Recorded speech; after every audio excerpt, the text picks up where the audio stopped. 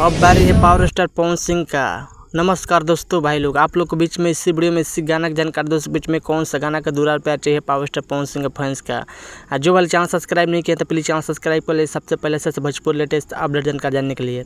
हाँ, तो बता दें कि पावर स्टार पवन सिंह एक गाना लेकर आ रहे हैं शॉर्ट सॉन्ग 2025 का बवाल धमाकेदार, जिस गाना का टाइटल है भगवान कर रस। इस सॉन्ग को आए single power star Pawan Singh गाना गाए सोलो मोशन में शॉर्ट सॉन्ग गाना होने वाला है। और बता दें कि इस गाना का फाइनली टीजर आप सब बीच में आज ही लॉन्च कर दिया गया है। Meera music Bhojpuri YouTube channel teaser आ गया है। जो टीजर नहीं देखे जाए, टीजर देखिए, बहुत ज़बरदस्त खतरनाक टीजर है।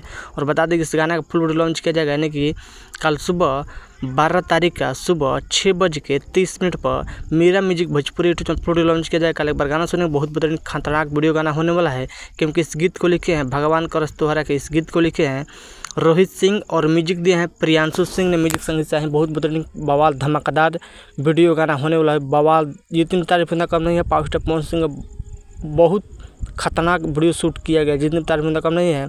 कल गाना सुनिएगा, कल सुबह 6:30 बजे लॉन्च किया जाएगा Meera music Bhojpuri YouTube channel पर। भगवान करस तोहरा के एगो लड़की चाहे, ये गाना का बोल है। आप लोग जानते हैं कि power star Pawan Singh estate शो पर गाना गा दिए थे। अब आप लोग बताइए कि पावर स्टार पवन सिंह का टीजर नहीं दें, टीजर देखिए, वीडियो को शेयर कीजिए, चैनल सब्सक्राइब कीजिए। मिलता है, धन्यवाद। वीडियो को देखिएगा, वीडियो शेयर